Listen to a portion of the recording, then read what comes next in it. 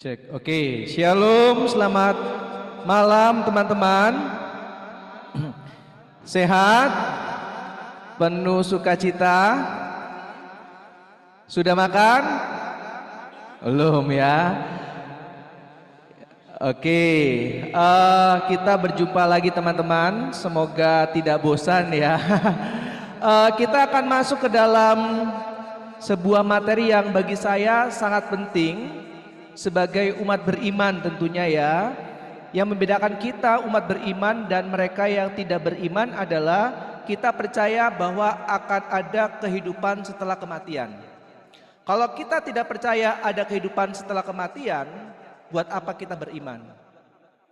Teman-teman, siapa yang di sini percaya bahwa ada kehidupan setelah kematian? Yakin percaya ya? Oke. Siapa yang di sini yakin bahwa pada saat kita meninggal dunia, kita nanti akan bahagia bersama dengan Tuhan Yesus dalam kerajaan surga? Wah, puji Tuhan. Udah nggak perlu kayaknya materinya ya, karena sudah yakin ya. Oke, kita mulai ya teman-teman ya. Kalau memang dirasa penting silakan dicatat, karena memang materi ini sangat dalam. Ya, bersyukurlah kita adalah kita punya dua orang yang luar biasa yang bernama Bapak Stefanus Tai dan Bu Ingrid ya. Kalau kami panggilnya Ko Stefanus dan Cici Ingrid, karena mereka itu dua orang pasangan suami istri yang luar biasa, yang sangat konsisten mewartakan ajaran gereja Katolik, dan kita bisa belajar dari mereka. Ada websitenya katolisitas.org, lalu juga ada kursusnya selama 1 tahun. Kalau nggak salah di sini ada Mega yang ikut kelas fokus ya. Mega lagi nggak ada ya. Betul ya Biondi ya? Betul ya? Oke, kita mulai ya teman-teman ya.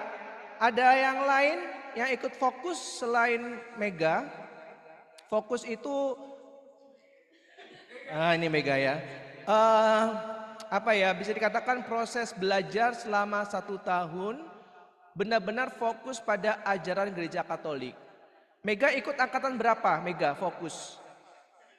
Hah? Berarti saya salah ya? Mungkin Mega yang lain. Oke. KPKS ya. Oke, kita mulai ya teman-teman ya. Ini materinya dari Katolisitas. Jadi nanti teman-teman bisa lihat juga ya. Maka saya kasih copyright di bawah kanan itu karena ini punya mereka ya. Teman-teman yang online, hai dulu dong. Ya, ya. Kita masuk ya teman-teman yang online, kelihatan nggak slide-nya? Semoga kelihatan ya. Kita lihat di layar kita. Ini yang this meeting is being recorded, boleh di-oke-kan dulu. Mengganggu sekali ya.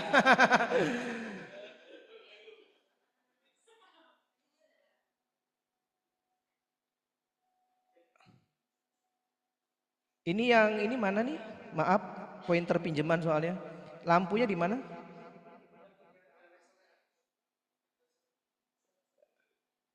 Lasernya di bawah ya? Nah ini. Nggak bisa. Oh, kena layar mantul, jadi nggak bisa ya? Nggak bisa ya, oke.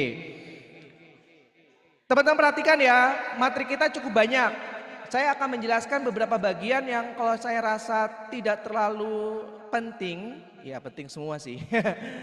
Saya akan sedikit agak cepat ya, tapi kalau dirasa memang itu sangat penting, saya akan coba fokus di sana. Teman-teman, apakah yang terjadi setelah manusia mengalami kematian?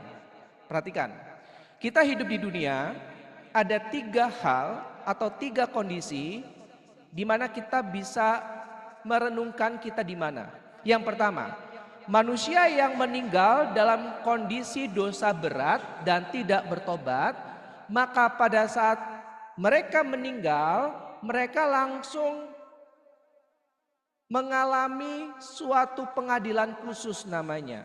Nah, pengadilan khusus ini yang mengadili adalah Tuhan Yesus langsung. Jadi pada saat kita meninggal, siapapun kita, apapun agama kita, langsung berjumpa dengan Tuhan Yesus. dan langsung diadili. Nah, kalau kita meninggal dalam keadaan berdosa berat, dosa berat itu ada 3 kondisi. Ya, yang pertama itu objeknya berat, melanggar 10 perintah Allah. Yang kedua itu tahu itu melanggar 10 perintah Allah. Yang ketiga udah tahu itu melanggar tetap mau melakukan. Nah, pertanyaannya kalau misalkan kita nggak tahu gimana, maka itu tidak dikategorikan dosa berat. Nah, karena malam ini teman-teman sudah pada tahu, ya. Maka nanti kalau kita melanggar 10 perintah Allah itu adalah dosa berat. Jelas ya teman-teman ya, jangan berzina. Nah, kalau Yesus bilang engkau melihat perempuan lalu menginginkan dalam hatimu, engkau sudah berbuat zina. Jadi nonton bokep itu dosa berat atau enggak? Silakan jawab sendiri. Paham ya teman-teman ya? Dan kalau kita tidak hidup dalam pertobatan, maka pada saat kita meninggal, kita akan diadili dan langsung masuk ke dalam siksa api neraka. Ya. Lalu yang kedua, manusia yang meninggal dalam kondisi rahmat namun tidak sempurna dalam kasih. Ya, artinya apa? Kita itu meninggal pada saat kita sudah hidup dalam pertobatan. Tapi mungkin kita nggak sempurna dalam kasih. Mungkin pada saat kita meninggal, kita masih ada marah dengan orang tua kita. Atau masih menyimpan amarah terhadap mantan pacar. Ya, nah kita meninggal dunia, itu kita mungkin keadaannya udah sempurna dalam rahmat karena kita sudah mengalami pertobatan dan kita sudah rajin ekaristi, ikut panen, iya kan? Lalu kita juga aktif kegiatan pelayanan, bakti sosial dan sebagainya. Tapi ternyata kita lupa ada luka-luka batin di masa lalu di mana kita masih suka marah terhadap mereka yang pernah menyakiti kita. Nah, artinya kita belum sempurna dalam kasih. Maka kita akan menghadapi pengadilan khusus juga dan Tuhan Yesus akan membawa kita kepada api penyucian. Jelas ya teman-teman ya. Nah, api penyucian ini sudah pasti nanti masuk dalam kerajaan surga. Ya, nanti saya akan jelaskan lebih lanjut maksudnya apa api penyucian. Bukan api pencucian. Karena kalau api pencucian itu dasar katanya cuci. Tapi kalau api penyucian kata dasarnya suci. Maka kita disucikan, dimurnikan, bukan dicuci. Jelas ya teman-teman ya. Oke, lalu yang ketiga kondisinya adalah manusia yang meninggal dalam kondisi kudus, kesempurnaan kasih. Contohnya siapa? Bunda Maria. Makanya dia langsung masuk ke dalam kerajaan surga. Jelas ya teman-teman ya. Oke, berikutnya. Gak bisa ya. Saya klik di situ klik ya, pura-pura aja. Iya. Oh, bukan di situ ya, maaf.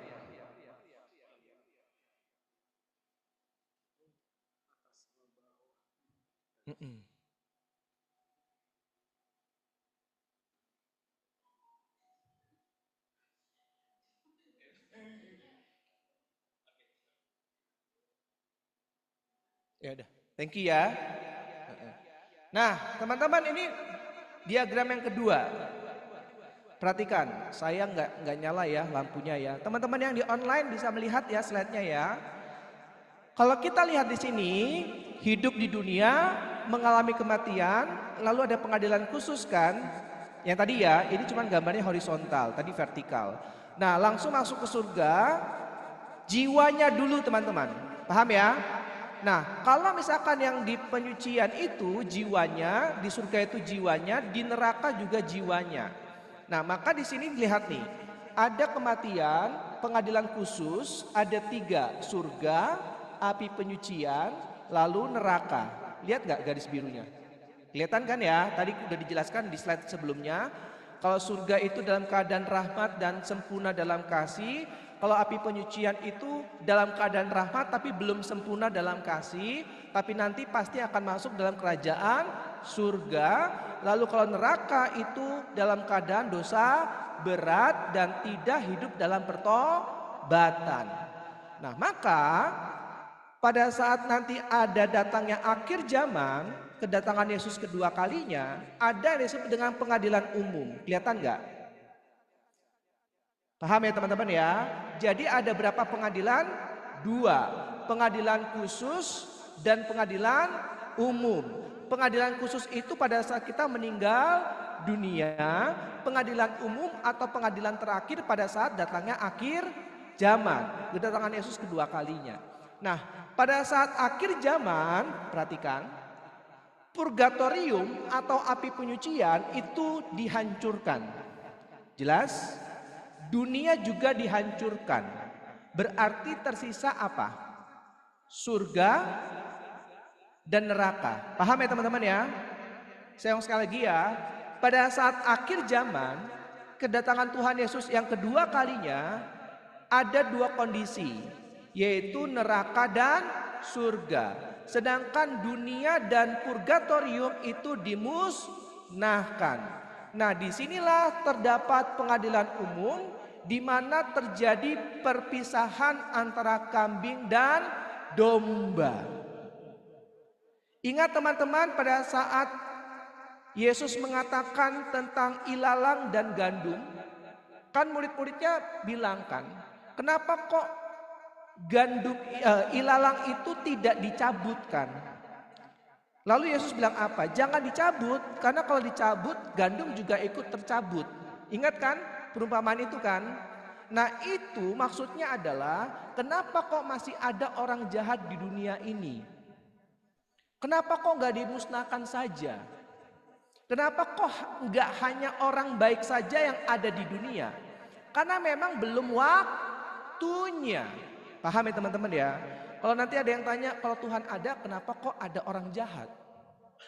Yaitu seperti perumpamaan ilalang dengan gandum. Di mana saat itu Yesus mengatakan kalau ilalangnya dicabut, gandumnya juga ikut tercabut.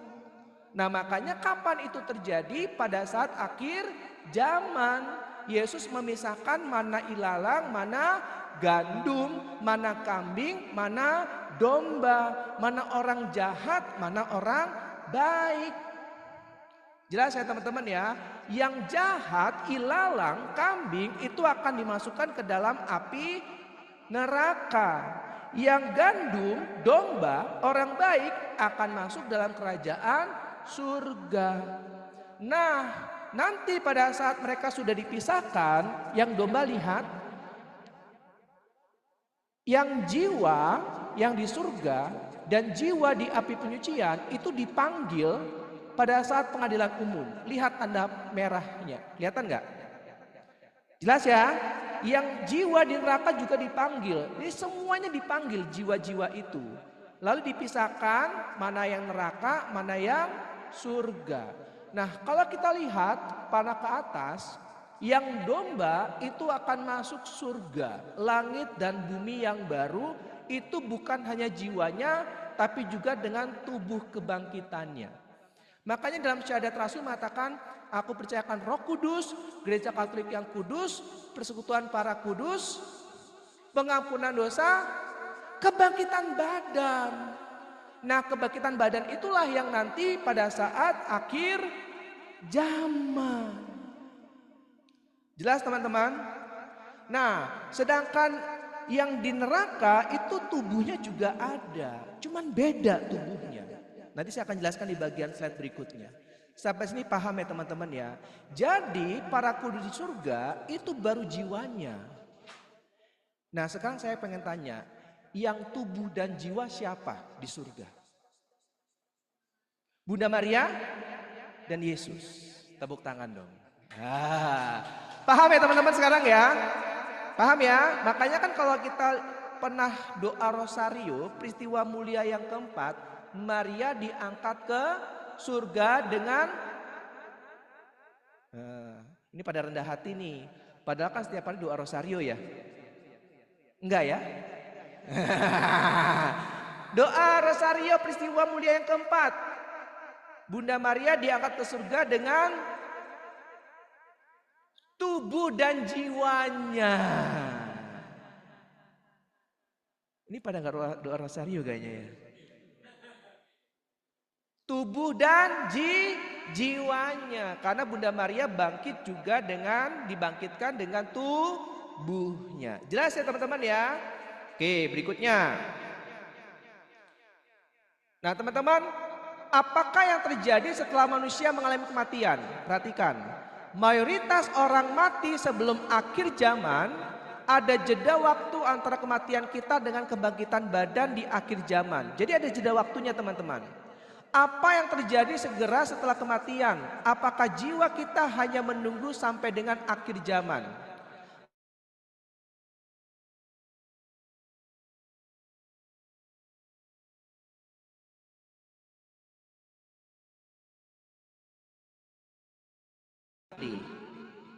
Ya, lalu yang penting adalah manusia ditetapkan untuk mati hanya satu kali saja dan sesudah itu dihakimi. Jadi dalam gereja Katolik tidak pernah ada reinkarnasi. Jelas teman-teman?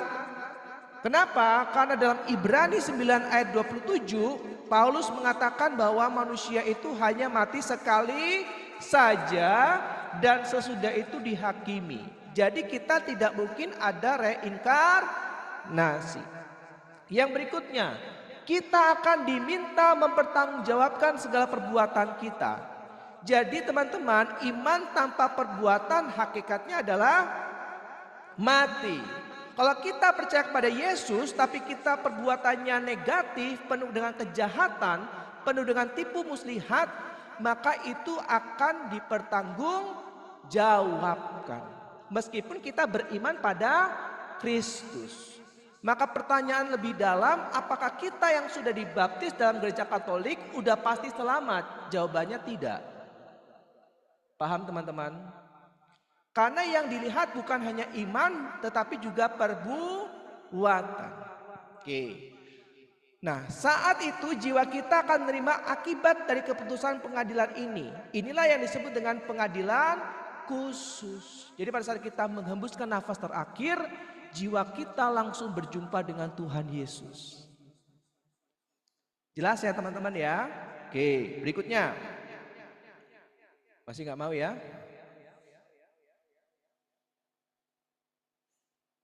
Manual aja deh, nggak apa-apa. Oh, nggak bisa juga. Maaf ya merepotkan ya. Oh, memang terbiasa katanya. Terbiasa direpotkan.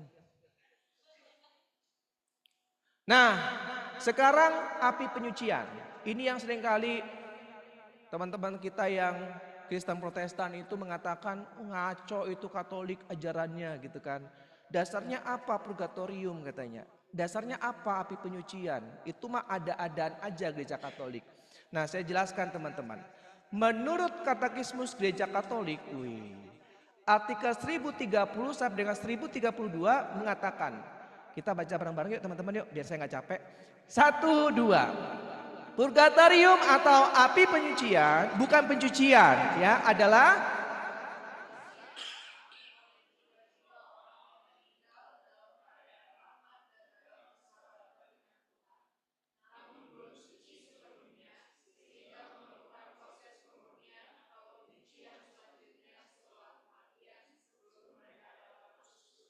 jelas teman-teman.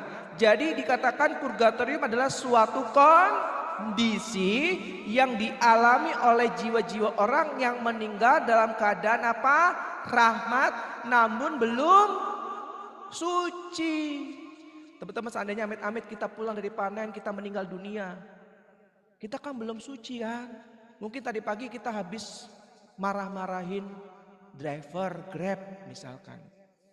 Iya kan? Sehingga kita meninggal belum dalam keadaan suci. Atau kemarin kita barusan bohong sama pacar kita. Lalu kita besok yang meninggal hari ini. Iya kan? Kita belum dalam keadaan suci. Maka kita perlu dimurnikan. Karena nggak mungkin bisa masuk ke dalam kerajaan surga di mana di sana orang-orang suci. Paham teman-teman? Oke. Yang kedua, Pemurnian di dalam api penyucian melibatkan semacam penderitaan jiwa, namun sangatlah berlainan dengan siksa neraka. Yang namanya dimurnikan itu enak gak? Enggak kan? Tapi rasanya itu berbeda dengan siksa api neraka. Kalau siksa api neraka itu sifatnya duka cita, kesedihan, sengsara, menyakitkan. Tapi proses pemurnian di purgatorium itu karena dilingkupi oleh cinta Tuhan, kita akan selalu mengalami sukacita. Karena dimurnikan oleh cinta Tuhan. Jelas ya teman-teman ya? Oke. Kita dapat membantu jiwa-jiwa di purgatorium dengan doa-doa kita, terutama dengan mempersembahkan wujud misa kudus bagi mereka. Karena gereja Katolik itu ada gereja Katolik yang merdeka, itu surga. Gereja Katolik yang berziarah atau berjuang itu kita di dunia. Lalu yang ketiga, gereja Katolik yang sedang menderita, yaitu purgatorium. Saya ulang sekali lagi ya. Gereja Katolik itu ada 3. Yang pertama itu surga, gereja yang merdeka. Lalu dunia, gereja yang berziarah atau berjuang, yaitu kita. Maka kita disebut peziarah kan. Lalu gereja yang menderita, yaitu purgatorium. Maka kalau teman-teman lihat, perhatikan. Setiap kali Romo mau memimpin Ekaristi itu selalu mencium meja altar kan. Di situ Romo in persona Christi ya sebagai Kristus itu mencium meja altar yang biasanya ada religi para kudus. Jelas ya, artinya apa? Saat itu kita merayakan Ekaristi bersatu dengan gereja yang merdeka, para kudus di surga, dan juga jiwa-jiwa di purgatorium. Jadi pada saat kita merayakan Ekaristi itu kita merayakan bersama dengan jiwa-jiwa di purgatorium dan juga di kerajaan surga. Makanya perayaan Ekaristi itu jangan dibandingkan dengan, mohon maaf, ibadat mingguan di gereja yang non-Katolik. Enggak apple to apple. Hanya karena membandingkan khotbah mereka lebih otentik katanya, lebih menarik, lebih menggetarkan jiwa dibandingkan khotbah Romo yang membosankan, yang ngantuk dan sebagainya. Kalau cuman modal memainkan emosi, stand up comedy itu lebih jago. Kalau cuma memberikan semangat, motivator lebih ahli. Paham ya teman-teman ya? Kita harus sadar bahwa perayaan Ekaristi itu lebih daripada sekedar khotbah yang menggetarkan jiwa. Bukan. Maka kalau teman-teman pernah mendengar, melihat seorang Romo yang bernama Romo Koko, beliau itu keras sekali ngomongnya. Saya tahu beliau itu marah. Banyak yang datang ke saya bilang, saya itu Romo misa di gereja Katolik gak mendapatkan apa-apa. Sedangkan ibadah di gereja Protestan saya mendapatkan sesuatu. Romo Koko bilangnya tegas dan keras loh. Betapa egoisnya Anda. Anda datang ke perayaan Ekaristi hanya untuk memuaskan hasrat Anda. Padahal kita datang ke gereja ikut perayaan Ekaristi untuk bersyukur karena Yesus rela wafat demi kita. Kok masih mementingkan perasaan Anda sendiri? Bagi saya itu sangat tajam. Kita datang perayaan Ekaristi itu bukan mementingkan apa yang saya dapat, tapi fokus dengan apa yang dapat saya berikan untuk Tuhan. Mindsetnya berbeda. Makanya kan Santo Jose Maria Escrivá mengatakan apa? Engkau mengatakan misa itu lama karena cintamu terlalu sedikit.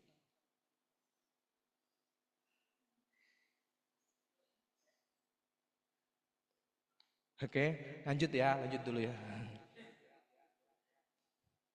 Gak bisa lagi bro. Ajarin aku aja, ajarin aku gak apa-apa. Nah, dah. Sekarang kita lihat pengajaran purgatorium dalam kitab suci. Yang pertama, kita diselamatkan karena kasih karunia Allah oleh iman yang diwujudkan dalam perbuatan kasih. Apa? Kita diselamatkan oleh kasih karunia Allah. Oleh iman yang diwujudkan dalam perbuatan kasih. kalau kita mengatakan aku beriman tapi saya kelakuannya tidak mencerminkan kasih, maka di mana iman saya? Paham ya teman-teman? Karena iman itu parameternya adalah perbuatan kasih. Engkau menunjukkan imanmu, aku tunjukkan perbuatanku. Paham ya teman-teman?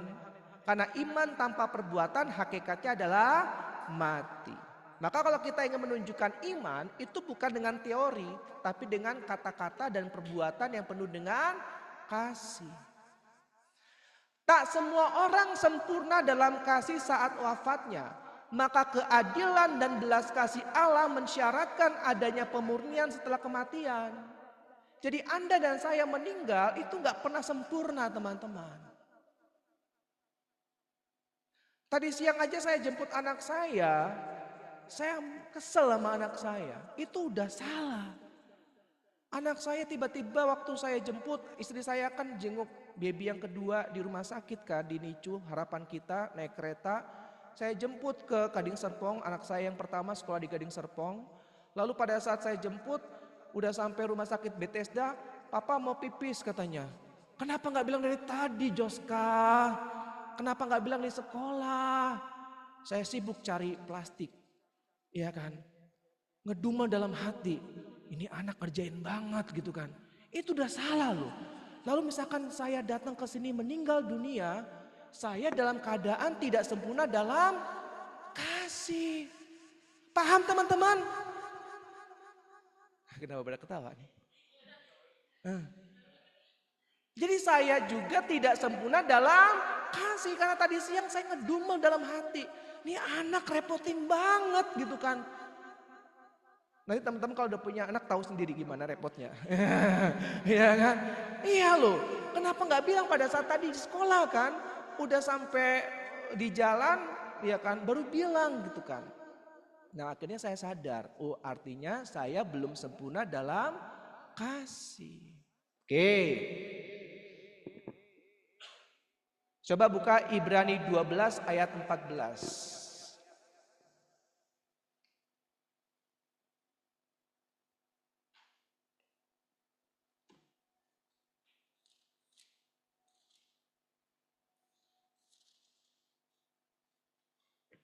Yang sudah ketemu katakan oke deh. 1, 2, 3, 4. Wah, sampai berapa lama ya? 1, 2. Berusahalah hidup damai dengan semua orang dan kejarlah kekudusan. Jelas teman-teman? Tanpa kekudusan tidak mungkin kita bisa melihat Tuhan. Tanpa kekudusan kita gak mungkin masuk surga. Kita meninggal, saya yakin kita semua belum kudus. Jadi gak mungkin langsung masuk surga. Karena tanpa kekudusan tidak mungkin orang melihat Allah. Masuk akal? Sangat. Jadi kalau ada yang bilang ajaran purgatorium itu tidak ada dasar Bible-nya, itu salah besar. Berikutnya ya, ini saya lewatkan ya teman-teman ya. Kayak gini kan merepotkan ya. Enggak, bercanda.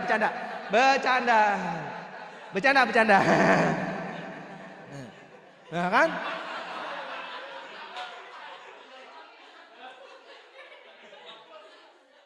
Nah kayak gini kan gak sempurna dalam kasih nih. Yang Zoom mati ya? Bisa ya. Teman-teman online masih ngikutin ya. Semoga jelas ya. Hai. Kayak gitu gak ada orang. Nah. Pengingkaran adanya proses pemurnian akhir. Itu berarti pengingkaran bahwa Allah mengadili sesuai dengan perbuatan kita. Coba buka Wahyu 20 ayat 12. Jadi iman saja itu gak cukup. Yang penting kita beriman maka kita diselamatkan. Nah itu gak ada dasarnya justru. Coba buka Wahyu 20 ayat 12. Oke dong?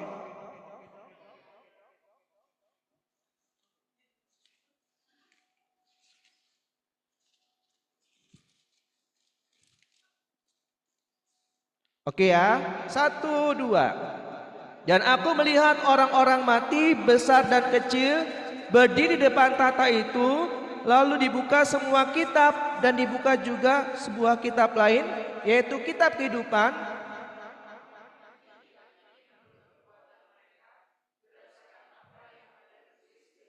Dihakimi menurut perbuatan atau iman? Perbuatan. Jelas ya teman-teman ya.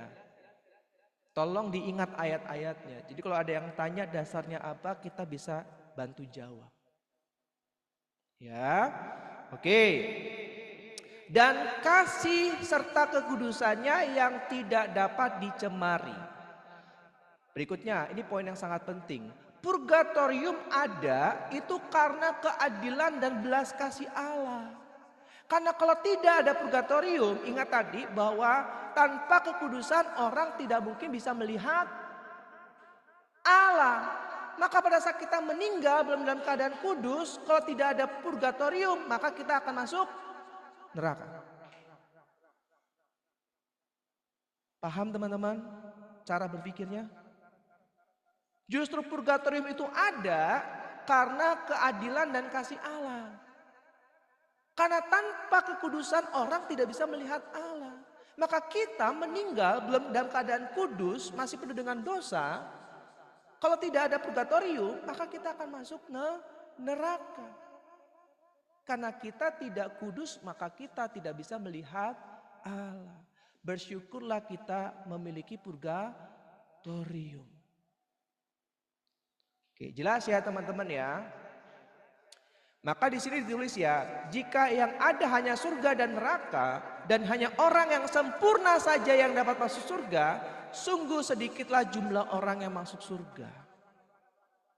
Paling di antara kita cuma saya. Enggak lah, bercanda.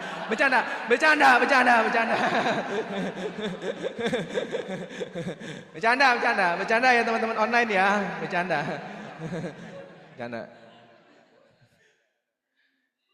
Maka kita baca ya, 1, 2. Syukurlah Allah Maha berbelas kasih.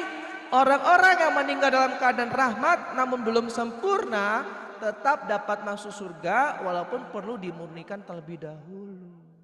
Amin. Jelas ya teman-teman ya. Jadi justru purgatorium itu ada karena kasih dan keadilan Allah. Oke, berikutnya.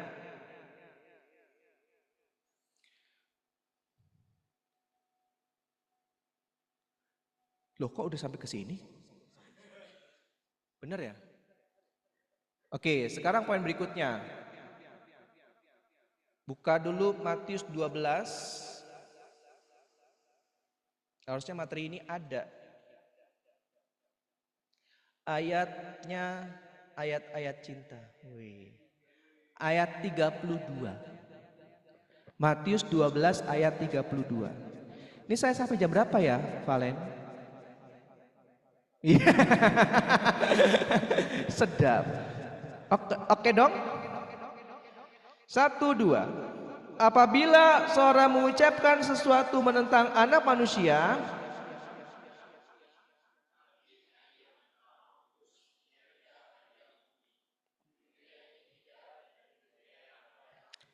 apa kaitan ayat ini dengan purgatorium? Coba baca baik-baik. Ini sangat jelas.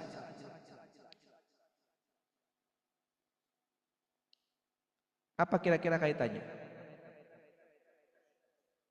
Ia akan diampuni, tetapi jika ia menentang Roh Kudus, ia tidak akan diampuni di dunia ini tidak.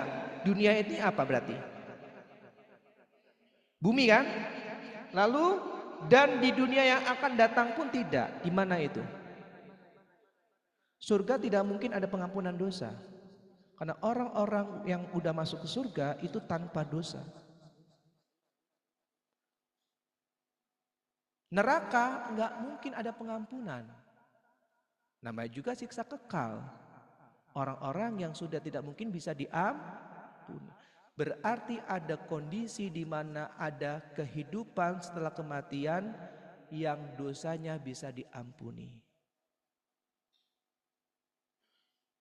Coba baca ayatnya. Tidak diampuni di dunia ini tidak, di dunia yang akan datang pun tidak.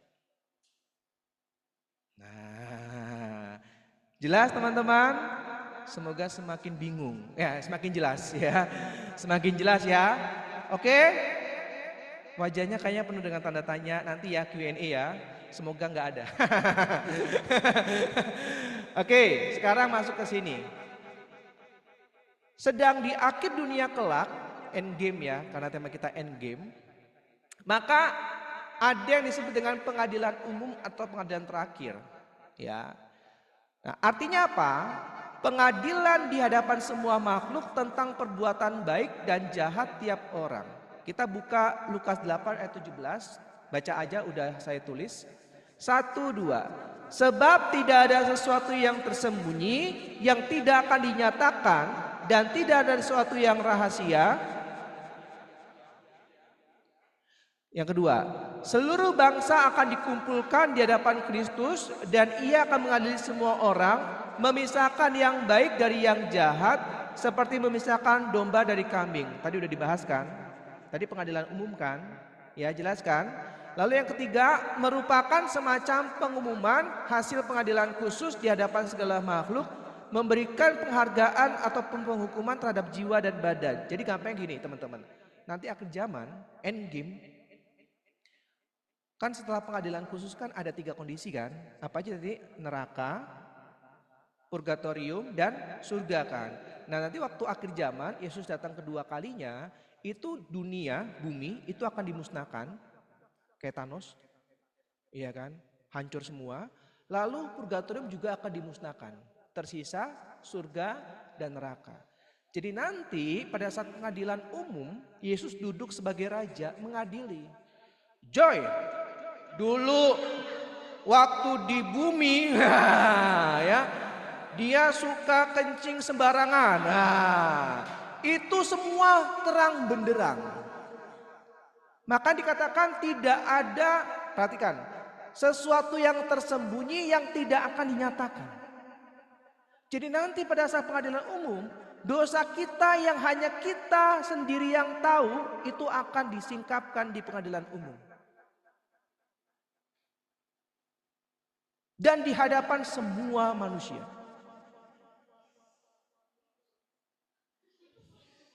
Kenapa? Karena dalam pengadilan umum tidak kenal ruang dan waktu. Ya. Maka akan dibacakan semua tuh. Valen. Pernah menyakiti. Iya. Hati mantan. Misalkan ya. Nah, seperti itu kurang lebih ya. Nah. Hal-hal seperti ini yang akan nanti dinyatakan. Elvin Deskapitsa, ya kan, pernah bohong terhadap istrinya. Misalkan seperti itu. Menyakiti perasaan istrinya. Nah, itu semua akan disingkapkan. Meskipun hanya saya yang tahu. Tidak ada yang tersembunyi yang tidak disingkapkan dalam terang. Semuanya akan disingkapkan. Jelas ya teman-teman ya. Maka berikutnya, karena waktunya tinggal 15 menit.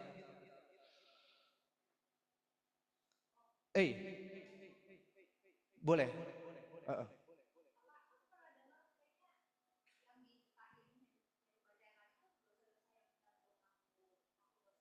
Betul. Ya, karena dosa yang sudah diakui sudah dihapuskan. Sudah diampuni. Betul. Gitu. Maka pentingnya hidup dalam sakramen tobat. Biar nggak malu-malu amat nanti di badan. Bercanda. Lanjut ya. Akhir zaman ialah kedatangan Yesus yang kedua kalinya di dunia dalam kemuliaannya, seperti ketika dia naik ke surga ya, untuk mengakhiri sejarah umat manusia.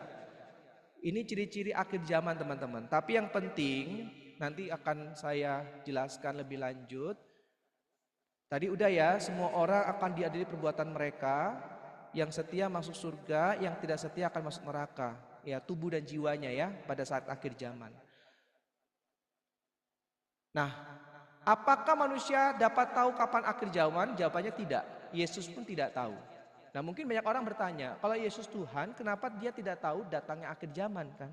Kan dibilang gini, Matius 24 ayat 36, yuk kita baca. 1, 2. Kata Yesus, tetapi tentang hari dan saat itu tidak seorang pun yang tahu.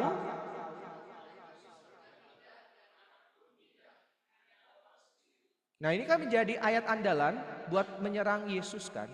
Kalau Yesus Tuhan, kenapa dia nggak tahu datangnya akhir zaman? Iya kan? Nah bagaimana kita sebagai umat Katolik menjawab pertanyaan itu? Itu yang penting kan. Tapi sebelum ke sana, tolong diingat teman-teman. Meski kita tidak dapat melihat tanda-tanda zaman, kita tidak tahu tentang hari dan saatnya. Jadi kita nggak perlu mendebak-debak atau mencari-cari kapan akhir dunia akan terjadi. Yang terpenting adalah senantiasa berjaga-jaga. Seperti 5 gadis bijaksana dan 5 gadis bodoh. Ya kita mau jadi bijaksana atau bodoh. Yang bodoh tidak membawa minyak cadangan. Yang bijaksana membawa minyak cadangan. Sang mempelai datang. Yang siap menyambut siapa? Gadis bijaksana. Jadi yang terpenting itu bukan kapan datangnya, tapi apa yang kita bawa. Jelas ya teman-teman ya? Oke. Berikutnya.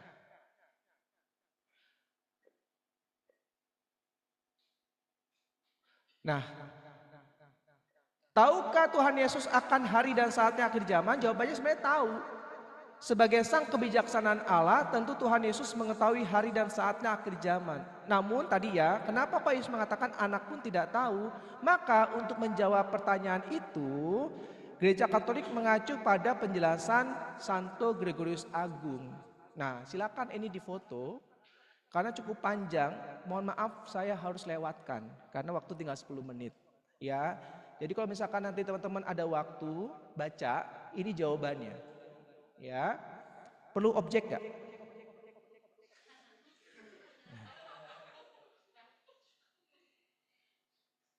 Oke lanjut ya.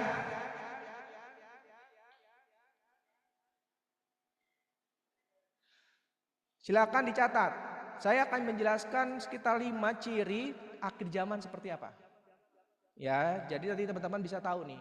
Tadi waktu saya menyiapkan materi ini, saya di kafe, Cilah, sambil nunggu anak pulang gitu kan, saya buat PowerPoint-nya. Di sebelah saya emak-emak juga sedang menunggu anaknya pulang, itu ngomongin akhir zaman. Saya pikir lagi pas banget gitu kan. Saya pengen khotbahin mereka. Itu salah. Oke. Yang pertama, singkat aja ya teman-teman, mohon maaf karena waktu kita terbatas. Yang pertama itu cirinya adalah Yesus datang secara publik. Artinya apa? Tidak diam-diam. Jelas ya? Tidak diam-diam, tapi secara publik nanti akan ada ia datang dengan awan-awan dan setiap mata akan melihat dia. Semua bangsa di bumi akan melihat anak manusia itu datang di atas awan-awan di langit dengan kekuasaan dan kemuliaannya. Kedatangannya akan diiringi dengan bunyi sangkakala. Jelas ya, akan ada bunyi sangkakala dan semua malaikat bersama-sama dengan dia. Jadi secara publik, terbuka, bukan diam-diam. Ya, berikutnya. Yang kedua, terjadi tanpa terduga. Yesus akan datang dengan cara yang sama seperti saat ia naik ke surga, tidak diketahui sebelumnya. Ya, maka sikap yang tepat adalah berjaga-jaga. Matius 24 ayat 44. 1, 2. Hendaklah kamu siap sedia karena anak manusia datang pada saat yang tidak kamu duga. Mungkin setelah panen kita nggak pernah tahu. Oh iya, kita nggak pernah tahu teman-teman. Maka yang terpenting adalah berjaga-jaga. Oke. Yang ketiga, kebangkitan antikristus. Sorry typo ya. Nah, antikristus itu apa? Seseorang yang menentang Kristus dengan meninggikan dirinya sendiri sebagai pengganti Allah dan Mesias. Ya, yang dengan bantuan iblis akan melakukan banyak mukjizat untuk menarik banyak orang dan ia akan menganiaya gereja. Jadi, teman-teman ingat, iblis itu bisa membuat mukjizat. Iblis itu bisa berbuat baik. Iblis itu bisa berlaku ramah. Senyum di depan, nusuk di belakang. Ya, iblis bisa melakukan semua itu. Yang iblis tidak bisa lakukan adalah iblis tidak mau dan tidak bisa terluka. Saya pernah jelaskan ini kan? Maka kalau kita melihat nanti akhir zaman, ada dua pribadi yang kita melihatnya Yesus, maka lihat aja luka-luka di tangan, di kaki, dan di lambung. Kalau tidak ada berarti dia adalah iblis. Jelas ya teman-teman ya. Nah maka penting untuk kita sadari, hati-hati dengan anti-Kristus. Menarik banyak orang dengan perbuatan baiknya, dengan begitu banyak mukjizat, tetapi ternyata bertentangan dengan ajaran-ajaran Kristus. Oke, berikutnya. Yang online semoga masih bisa ikut ya. Lalu penyesatan dan penganiayaan besar-besaran. Kristus telah menubuatkannya sebelum kedatangannya kembali. Akan tetapi jika anak manusia datang, adakah ia mendapati iman di bumi? Jadi akan ada penganiayaan terhadap kita umat Allah besar-besaran. Jelas ya teman-teman ya? Akan ada itu. Penganiayaan terhadap umat Allah, umat gereja, kita semua ini secara besar-besaran. Makanya Yesus bilang apa? Akan tetapi jika anak manusia itu datang, adakah ia mendapati iman di bumi? Siap gak kita mengalami penganiayaan besar-besaran?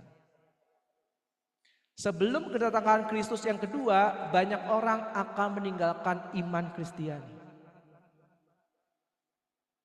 Ciri-cirinya nih. Banyak orang akan tertipu dengan nabi-nabi palsu, terutama nabi palsu yang terakhir yaitu antikristus. Hati-hati. Gereja akan mengalami banyak penganiayaan. Umat beriman tidak dibebaskan dari kesulitan ini. Tuhan akan memberikan rahmat untuk bertahan, dan siapa yang bertahan sampai kesudahannya melalui pemurnian dan kesetiaan dalam pencobaan akan diselamatkan. Jadi kita akan diselamatkan kalau kita setia sampai akhir. Jelas ya teman-teman ya. Berikutnya pertobatan bangsa Yahudi. Selama bangsa Yahudi belum menerima Kristus sebagai juru selamat, itu masih jauh dari akhir zaman. Ini lagi perang nih kan? Berarti masih jauh dari akhir zaman. Oh iya. Jelas ya teman-teman ya. Kita udah belajar di malam ini nih, jadi tenang ya. Tapi nanti kalau kita mendapat kabar orang-orang Yahudi mulai menerima Yesus sebagai juru selamat, hati-hati. Kita segera bertobat dan hidup dalam kasih. Itu tanda-tanda akhir zaman. Jelas ya teman-teman ya. Jadi selama masih ada perang, nah selama itu masih aman dari akhir zaman. Ya, amin ya. Oke, berikutnya. Pemberitaan Injil sampai ke ujung dunia. Artinya apa? Maksudnya bukan hanya penyiaran Injil melalui media massa dan internet, namun merupakan penanaman nilai-nilai Injil di setiap bangsa. Jadi tanda-tanda akhir zaman adalah semua bangsa benar-benar menerima Injil. Jelas ya teman-teman ya. Beberapa tempat sekarang yang sudah bisa, yaitu daerah yang syarat dengan ateisnya, yaitu Tiongkok tuh. Itu sudah mulai saya mendapat kabar Injil bisa diwartakan di sana walaupun tetap dalam pengawasan pemerintahan. Lalu Korea Selatan kan, nanti WYD 2026 akan ada di Korea Selatan. Sarangyo, opa, nanti akan ada di sana. Panen boleh tuh daftar tuh. Si Valen sampai gini, aduh Tuhan ya. Teman-teman, itu karena darah para martir Kim Tae-gon dan kawan-kawan. Jelas ya teman-teman ya. Vietnam tuh, gereja Katolik sedang bertumbuh subur di sana. Dan nanti akan banyak negara-negara yang tidak mengenal Kristus, tetapi nanti akan hidup dalam Injil Kristus. Nah, kalau nanti kita mendengar kabar itu, artinya akhir zaman sudah sangat dekat. Jelas ya teman-teman ya. Kalau Indonesia nggak tahu kapan. Lalu yang terakhir, tampak ada tanda Kristus. Diyakini itu ada salib besar di langit. Ya, kita baca ya Matius 24 ayat 30. 1, 2. Pada waktu itu akan tampak tanda anak manusia di langit dan semua bangsa di bumi akan meratap dan mereka akan melihat anak manusia itu datang di atas awan-awan langit. Sudah ada nubuatnya. Matius 24 ayat 30. Jelas ya teman-teman ya. Ada salib di langit. Di langit-langit nih ada nih. Enggak lah ya.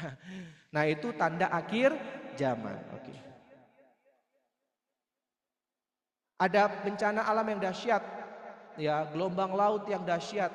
Bintang-bintang akan berjatuhan, matahari akan menjadi gelap. Itu tanda-tanda akhir zaman. Jelas ya teman-teman ya. Oke. Ini sikap-sikap nanti teman-teman bisa baca sendiri. Kalau mau foto silakan difoto karena waktu saya sudah mau habis. Intinya berjaga-jaga dan berdoa. Jangan banyak berbuat dosa. Kurang-kurangi dosa lah. Ya. Kayak saya ini belajar untuk kurang-kurangi dosa. Karena saya tahu dosa saya itu banyak. Tapi lebih banyak teman-teman kayaknya. Bercanda ya. Oke. Waspada terhadap nabi-nabi palsu. Ya, jangan terbuai. Wah, hebat ya. Mohon maaf ya teman-teman ya. Lempar jubah pada resting. Pegang sepatu pada resting. Jangan terbuai terhadap hal-hal seperti itu. Ya, terbuailah kepada orang-orang yang pada saat disakiti tapi mau mengampuni. Amin. Terbuailah orang-orang seperti itu. Belajar daripada mereka. Bagaimana mereka disakiti tapi masih mau mengampuni. Terbuailah kepada mereka yang tetap bertahan meskipun mereka hidup dalam penderitaan. Oke, karena waktu udah habis selesai. Ya, ini silakan difoto teman-teman. Kalau misalkan memang mau materinya,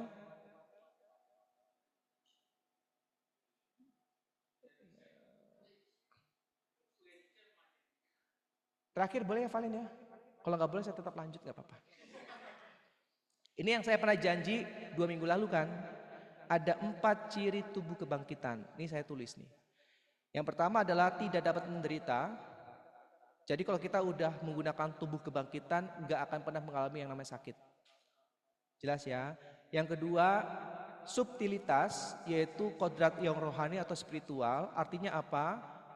Bahwa tubuh itu bisa menembus pintu kunci, pintu yang terkunci, jendela yang terkunci rapat, itu bisa. Ya, bukan berarti tubuh itu tidak bisa diraba. Jelas ya teman-teman ya. Itu artinya subtilitas. Seperti Yesus yang masuk ke ruangan di upper room kan, pada saat para murid berkumpul kan, pintu-pintu dan jendela terkunci kan, tapi Yesus bisa masuk. Lalu Thomas kan mau mencucukkan jarinya kan, dan akhirnya ya Tuhanku dan Allahku, karena memang bisa diraba.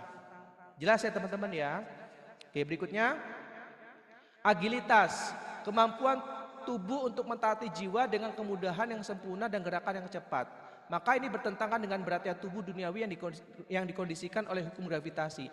Agilitas ini terjadi pada tubuh Kristus yang secara tiba-tiba hadir tengah para rasulnya dan yang lenyap dari pandangan mereka juga dengan cepat. Jadi agilitas, tubuh kebangkitan itu bisa datang langsung, lalu bisa menghilang juga dalam sekejap. Itu tubuh kebangkitan. Jelas ya. Yang terakhir klaritas, bebas dari segala bentuk deformasi dan diisi oleh keindahan dan terang. Yesus mengatakan dalam Matius 13 ayat 43. Nah, kalau misalkan orang yang meninggal lalu masuk neraka, itu kebalikan dari klaritas. Tubuhnya itu tidak penuh kemuliaan, tidak penuh dengan keindahan. Jelas ya teman-teman ya. Dan terakhir yang terpenting adalah ini juga berbeda dengan teman kita yang mayoritas di Indonesia. Kalau mereka kan meninggal, ada yang percaya bahwa mereka itu akan mendapatkan 72 bidadari. Nah, kalau kita tubuh kebangkitan, itu tidak ada lagi kemampuan vegetatif dan regeneratif. Artinya kita tidak akan pernah mengalami lapar dan haus, dan kita juga tidak akan ada nafsu seksualitas. Ya, itu tubuh kebangkitan. Jadi pada saat nanti kita meninggal dunia, kita menggunakan tubuh kebangkitan di akhir zaman, tidak ada lagi yang namanya makan, kawin atau dikawinkan seperti yang Yesus katakan. Ya, boro-boro 72 bidadari. Ya, kita melihat istri kita melihat suami kita penuh dengan kekaguman. Tidak ada lagi yang namanya hasrat untuk melakukan hubungan suami istri. Jelas? Semoga semakin jelas malam ini. Kalau ada pertanyaan langsung atau gimana Valen? Langsung ya. Silakan teman-teman. Mohon maaf materinya memang cukup padat. Jadi nggak semuanya bisa ini. Teman-teman boleh ya kita baca ini yang terakhir ya. Ini bagus banget kata-kata dari Santo Siprianus ya. 1, 2. Jangan pikirkan kematian. Jangan pikirkan penderitaan yang hanya sementara. Tadi Wayne ya dalam doanya ya, bahwa penderitaan kami itu temporary. Wih, ini ya. Bahwa penderitaan itu hanya sementara. Kitab suci juga apa? Mengatakan penderitaan yang menyucikan para martir Tuhan dan menguduskan mereka dengan ujian kesakitan. Di mata manusia mereka menderita siksa, tetapi harapan mereka penuh kekekalan. Mereka akan mengadili para bangsa dan memerintah sekalian rakyat, dan Tuhan berkenan memerintah mereka selama-lamanya. Karena itu, ketika kamu mengingat bahwa kamu akan mengadili dan memerintah bersama Kristus Tuhan, kamu hendaknya bersukacita. Anggaplah sepi penderitaan masa sekarang ini demi sukacita akan apa yang akan datang. Jadi kalau kita menderita sekarang, itu hal yang sangat indah. Karena itu bagian dari proses kita untuk dapat bersama dengan Tuhan dalam kerajaan surga. Amin. Oke, silakan kalau ada pertanyaan.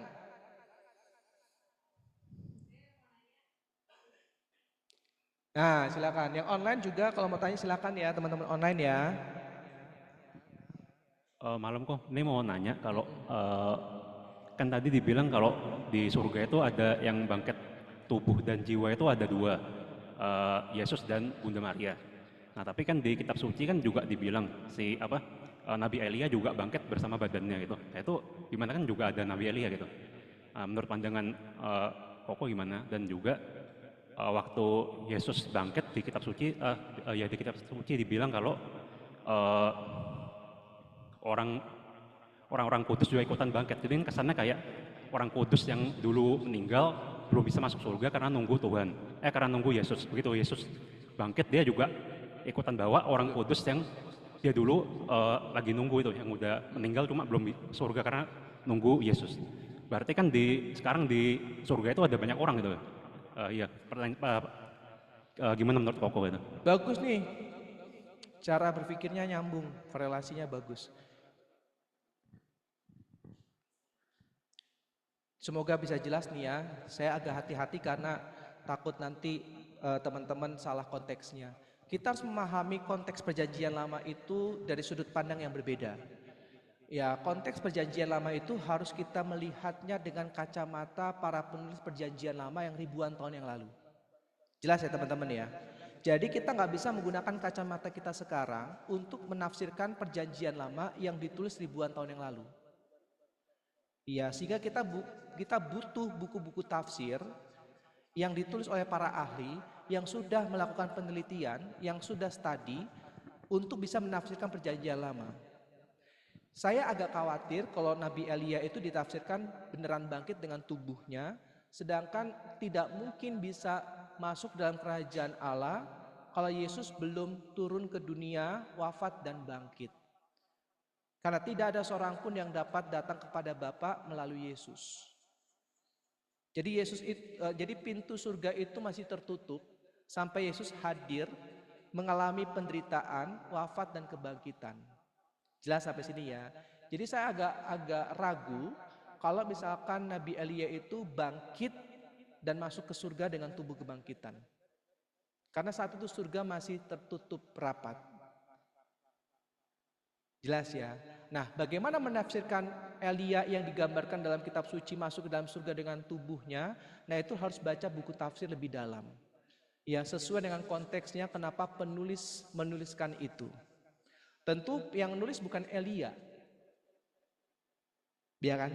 Tentu ada maksud kenapa Elia ditulis bangkit ya kan dan masuk ke surga. Nah, ini harus dicari tahu. Ya. Lalu yang berikutnya tadi yang kamu bilang, betul. Orang-orang benar dalam perjanjian lama itu tidak langsung masuk ke surga. Makanya termasuk Elia. Ya, Musa itu masuk ke Hades atau Sheol, dunia orang mati. Sheol itu dunia orang mati, teman-teman. Kalau Hades itu bahasa Yunaninya, Sheol itu bahasa Ibraninya. Makanya kita dalam Syahadat Para Rasul Yesus mengatakan yang turun ke tempat penantian. Pada hari ketiga bangkit dari antara orang mati. Ngapain Yesus turun ke tempat penantian? Untuk mewartakan Injil kepada orang-orang benar sebelum ia datang ke dunia. Termasuk kepada Nabi Musa, termasuk kepada Raja Daud, termasuk kepada para nabi-nabi perjanjian lama. Yesus masuk ke tempat penantian, ke Sheol itu, ke Hades itu untuk mewartakan Injil. Nanti silakan baca 1 Petrus, itu di situ ada. Nah, setelah itu Yesus naik ke surga bersama dengan mereka semua orang-orang benar itu. Karena tidak ada seorang pun yang dapat datang kepada Bapa tanpa melalui aku. Termasuk penjahat di sebelah kanannya. Saat Yesus mengatakan saat ini juga engkau berada bersamaku di Firdaus, jangan menafsirkan Firdaus itu adalah kerajaan surga. Karena saat ini juga Yesus itu belum masuk ke dalam kerajaan surga. Saat ini juga engkau berada bersamaku di Firdaus berarti di tempat penantian. Karena kan penjahat di sebelah kanannya belum mendengarkan Injil yang Yesus wartakan. Paham sampai sini teman-teman?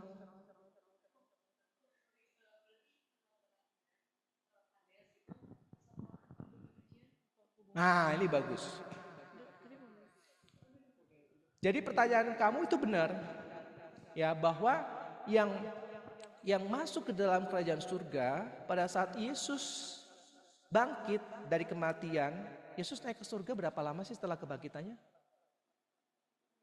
40 hari loh, bener nggak? Jadi saat ini juga engkau berada bersamaku di Firdaus, itu nggak bisa langsung diterjemahkan, ditafsirkan Firdaus itu surga. Karena Yesus 40 hari baru ke surga. Paham ya teman-teman ya? Nah setelah itu 40 hari Musa, Raja Daud, Nabi Yesaya, Yeremia, Yeskiel, Ayub itu dibawa masuk ke dalam kerajaan surga. Jelas teman-teman? Nah bagaimana dengan purgatorium? Nah, purgatorium ini hadir pada saat Yesus menawarkan sebuah cara berpikir yang baru dalam hukum perjanjian lama. Yesus kan mengatakan, engkau boleh menolak anak manusia, dosamu dapat diampuni. Jadi orang-orang Yahudi itu menolak Yesus, nggak apa-apa, dosanya tetap diampuni. Nah Yesus mencoba menawarkan sebuah hukum yang baru. Tetapi kalau engkau menghujat Roh Kudus, dosamu tidak akan diampuni. Pertanyaannya, dosa yang tidak diampuni itu apa? Menghujat Roh Kudus itu apa? Weh Roh Kudus, ngaco lu ya. Lu kan roh penghibur, tapi kalau lu gak ngibur gue, ya gak bener lu ini. Apakah seperti itu menghujat Roh Kudus? Tidak. Nah Yesus menawarkan sebuah hukum yang baru. Semua dosa dapat diampuni. Dosa menghujat Roh Kudus gak bisa diampuni. Apa itu? Perhatikan. Santo Thomas Aquinas mengajarkan, dosa menghujat Roh Kudus itu ada dua ekstrim. Sebutlah ekstrim kanan dan ekstrim kiri. Ekstrim kanan itu hanya melihat Allah Maha Kasih, tapi tidak melihat Allah Maha Adil. Contohnya apa? Gue gak perlu sakramen tobat. Gue percaya saat gue mengakui diri gue salah, gue berdosa, Tuhan pasti ngampuni gue. Karena Tuhan Maha Kasih. Nah itu dosa menghujat Roh Kudus loh. Karena hanya melihat Allah Maha Kasih, tapi Allah tidak dilihat sebagai Maha Adil. Paham ya teman-teman ya? Karena hanya melihat kasihnya Allah yang mengampuni, tapi tidak melihat keadilan Allah yang menghakimi. Ekstrim yang kiri itu sebaliknya, hanya melihat Allah Maha Adil, tapi tidak melihat Allah Maha Kasih. Gue gak layak menerima sakramen tobat karena dosa gue begitu besar. Nah akhirnya dia menghujat Roh Kudus. Kenapa? Karena dia tidak mau menerima sakramen tobat. Jadi dosa menghujat Roh Kudus itu sama dengan orang tersebut tidak mau bertobat. Maka orang yang tidak mau bertobat, bagaimana dosanya bisa diampuni? Nah, maka disitulah para bapak gereja menafsirkan, merumuskan bahwa ada sebuah kondisi tadi kan, sebuah kondisi di mana ada pengampunan dosa meskipun telah mengalami kematian. Tapi bukan dosa berat ya. Kan ada dosa berat dan dosa ringan kan yang tidak mendatangkan maut. Gitu. Jadi konsep api penyucian itu ada karena Yesus yang hadir. Tadi ya sebagai bentuk kasih dan keadilan Allah. Nah kalau Sheol atau Hades itu konsep perjanjian lama. Ya bahwa orang-orang mati yang hidupnya benar itu akan selalu ada dalam dunia orang mati. Tapi tingkatannya berbeda. Ingat Lazarus dan orang kaya, kan dia minta makan kan? Iya kan? Lalu orang kaya itu kasih enggak? Enggak kan? Lalu pada saat meninggal, Lazarus kan duduk di pangkuan Abraham kan? Orang kaya itu kan di bagian paling bawah kan? Lalu minta agar Lazarus meneteskan tetes aja air kan? Agar dia enggak kehausan kan? Nah itu keadaan Hades atau Sheol. Pangkuan Abraham itulah yang disebut dengan tempat penantian. Nah, Firdaus yang dimaksud oleh Yesus kepada penjahat di sebelah kanan itulah yang disebut dengan pangkuan Abraham. Orang-orang benar itulah yang sebelum Yesus hadir ke dunia, Musa, para nabi itu ada di pangkuan Abraham. Yesus turun ke tempat penantian itu turun ke tempat pangkuan Abraham termasuk Lazarus itu. Jelas ya? Semoga menjawab. Nah kalau kita tidak ada lagi yang namanya konsep dunia orang mati, Hades atau Sheol itu. Tapi tadi ya Yesus menawarkan ya sebuah hukum cinta, kasih dan keadilannya. Ya selama kita hidup penuh rahmat, walaupun belum sempurna, kita masih bisa dimurnikan.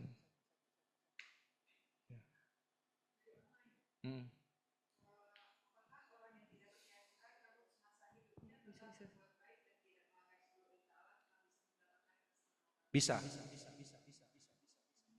Nah ini bagus nih pertanyaannya. Apakah orang yang tidak percaya Kristus, apakah orang yang bukan Katolik bisa diselamatkan? Jawabannya bisa. Apakah orang yang tidak percaya kepada Tuhan bisa diselamatkan? Jawabannya bisa. Inilah hebatnya gereja Katolik. Universal. Tidak pernah menghakimi agama orang lain. Tidak pernah mengatakan bahwa orang-orang ateis pasti masuk neraka. Kenapa?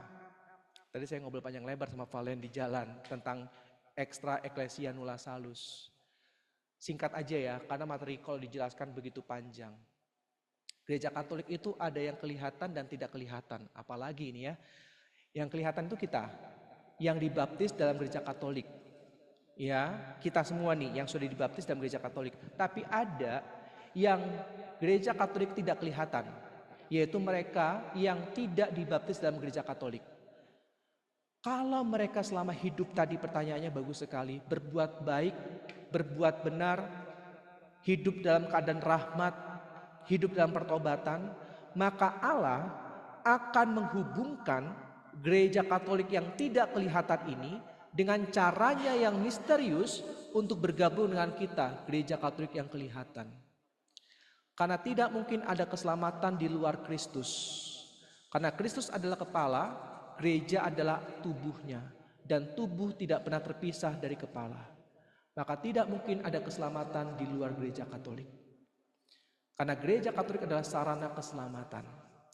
Orang-orang di luar gereja Katolik yang kelihatan, selama hidup mereka benar, menjalankan agama mereka dengan baik dan benar, penuh dengan kasih, penuh dengan pertobatan, maka Allah dengan caranya yang misterius akan membawa mereka masuk ke dalam bahtera gereja Katolik yang kelihatan. Dan mereka akan diselamatkan.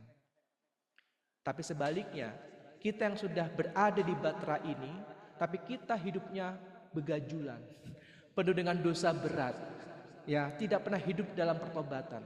Maka kita seakan-akan seolah-olah mau memisahkan diri dari batra ini dan berada di luar.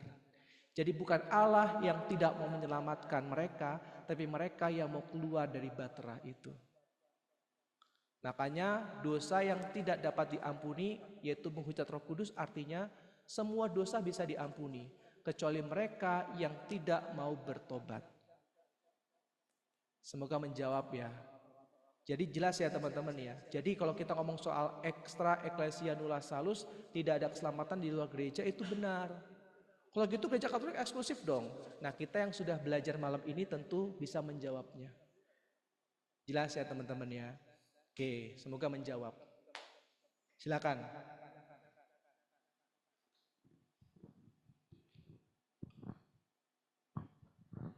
Halo kok malam. Aku mau nanya, eh, kan tadi Koko bilang ada 3 tempat ya setelah kematian, maksudnya surga, purgatorium, sama neraka. Dan tadi Koko bilang kan iman harus dengan perbuatan kasih. Maksudnya ya iman tanpa perbuatan kan sama aja mati gitu kan kalau di Injil gitu ya. Aku mau nanyanya gini, maksudnya kan kita kalau kita sudah meninggal eh, akan masuk ke 3 tempat itu dengan pengukurannya dengan cara apa? Maksudnya supaya kita yang di dunia gitu kan, maksudnya bisa prepare gitu ya. Oh nanti kalau misalnya meninggal, em, maksudnya kita nggak mau dong kita nggak mau dong masuk ke api pencuci, apa maksudnya ke neraka gitu atau ke api pencucian. Kita kan pasti kan maunya ke surga gitu kan ya. Maksudnya pengukurannya apa ya? Apakah dengan apa perbuatan kasih, lalu banyak-banyak berbuat kasih, atau Tuhan punya pengukuran sendiri untuk menempatkan kita di bagian mana nih dari yang 3 tempat itu? Oke, thank you. Yang pasti Tuhan punya ukurannya sendiri. Tapi saya tidak mau arah ke sana karena bukan itu yang tepat, ya. Yang tepat adalah gini teman-teman.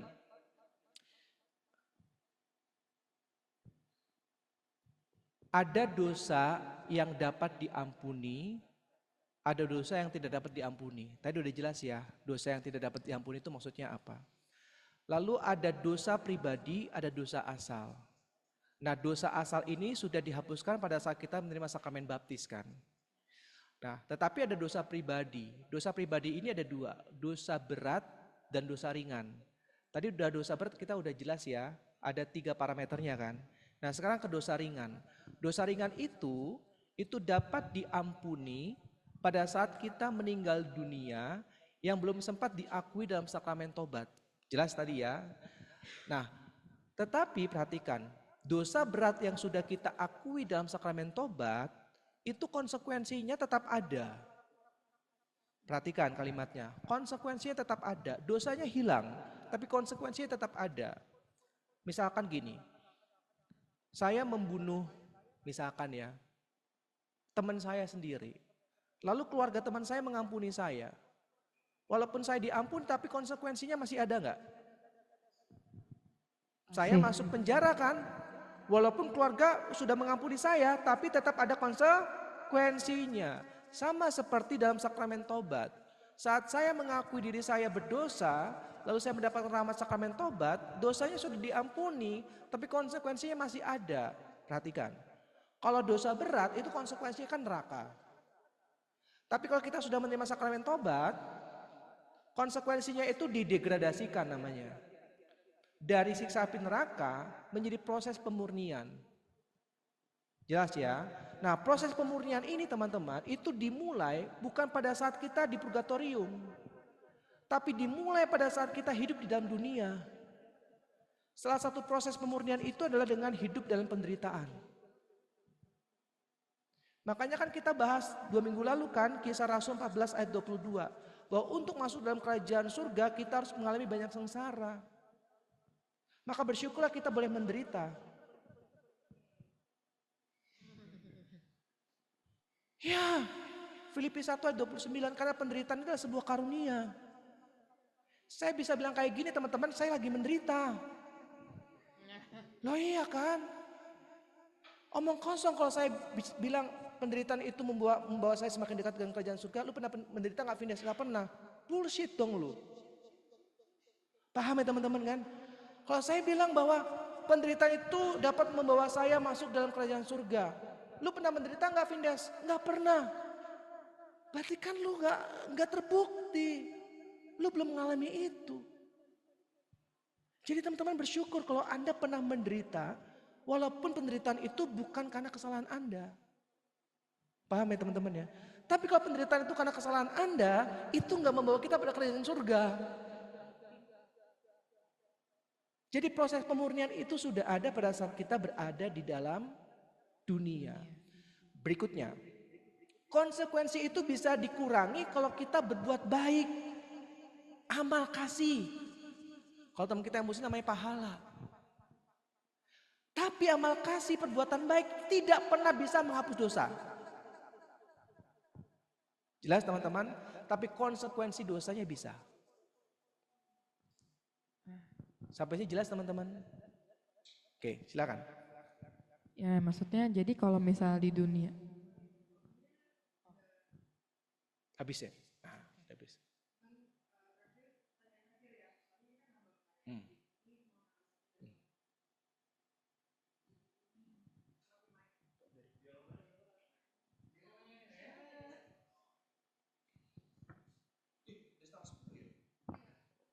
Terakhir ya.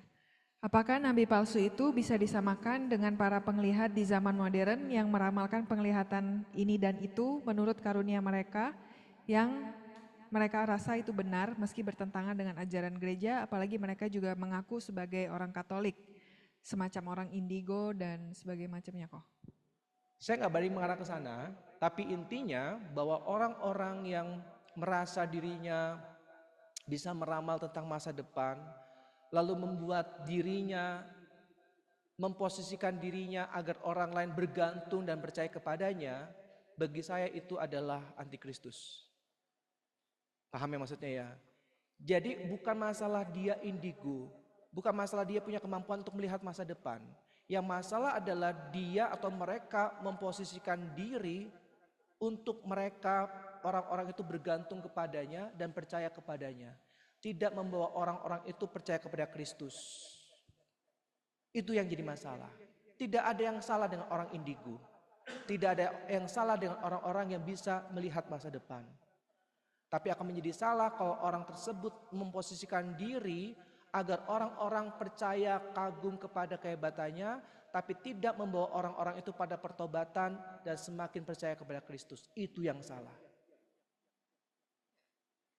Semoga jelas ya. Masih banyak hal-hal yang bisa kita jelaskan, tapi dalam kitab suci gak akan pernah cukup. Wah ya, Yohanes bab 1 tuh ayat terakhir. Yohanes bab akhir ayat terakhir. Penutup, teman-teman percaya bahwa setiap ajaran gereja Katolik itu selalu ada dasar kitab sucinya. Itu pertama. Yang kedua, percayalah teman-teman, seperti yang barusan saya bilang, apapun yang kita pelajari dari gereja Katolik gak akan pernah ada habisnya. Karena gereja Katolik begitu kaya, begitu luar biasa. Apa yang saya sampaikan itu hanya sebagian kecil dari seluruh kekayaan gereja Katolik. Gak akan pernah cukup karena begitu indah dan begitu kaya. Maka saya tawarkan tadi teman-teman, kalau misalkan teman-teman begitu antusias mau belajar tentang ajaran gereja Katolik, salah satunya ikut fokus program dari katolisitas.org. Itu bagus banget. Saya cuma bagian kecil, gak ada apa-apanya dibandingkan Pak Stefanus dan Bu Ingrid. Mereka luar biasa. Bukan saya membanggakan mereka, bukan. Tapi saya begitu diberkati dengan adanya program-program dari mereka. Kalau tidak ada, saya mungkin tidak tahu apa-apa. Thank you teman-teman, semoga kita semua semakin diberkati Tuhan ya. Semoga kita semua selalu sehat, Tuhan memberkati. Amin. Thank you kok.